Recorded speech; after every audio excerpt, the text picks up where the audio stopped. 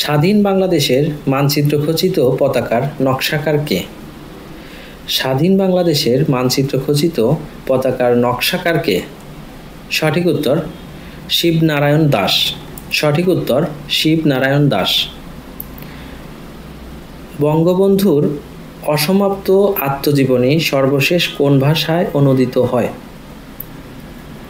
সঠিক উত্তর জংখা। সঠিক উত্তর জংখা। দেশের প্রথম এলিভেটেড রেল স্টেশন কোথায় অবস্থিত? দেশের প্রথম এলিভেটেড রেল স্টেশন ঢাকা জেলার কেরানীগঞ্জ উপজেলায় অবস্থিত। বাংলাদেশ ব্যাংক প্রথমবারের মতো ব্যাংক একীভূত করার জন্য নীতিমালা জারি করে কবে?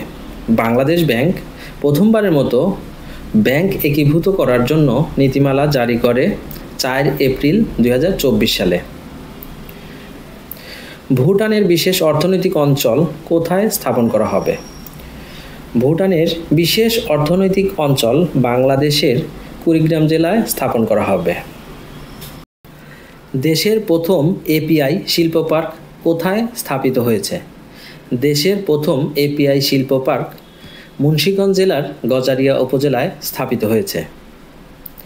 দখলদার ইসরায়েলের ভূখণ্ড লক্ষ্য করে ইরান প্রথম সরাসরি হামলা করে কবে? দখলদার ইসরায়েলের ভূখণ্ড লক্ষ্য করে ইরান প্রথম সরাসরি হামলা করে 13-14 এপ্রিল 2024 সালে। ইসরায়েলের ভূখণ্ড লক্ষ্য করে ইরানের প্রথম সরাসরি হামলার সামরিক শিরোনাম কী ছিল? কি? ইসরায়েলের ভূখণ্ড লক্ষ্য করে ইরানের প্রথম সরাসরি সামরিক হামলার শিরোনাম ছিল operation true promise. Operation true promise. জিম্বাবুয়ের নতুন মুদ্রা চালু হয় কবে? জিম্বাবুয়ের নতুন মুদ্রা চালু হয় 8 এপ্রিল 2024 সালে। জিম্বাবুয়ের নতুন মুদ্রার নাম কি? জিম্বাবুয়ের নতুন মুদ্রার নাম জিম্বাবুয়ে গোল্ড। Zimbabwe gold.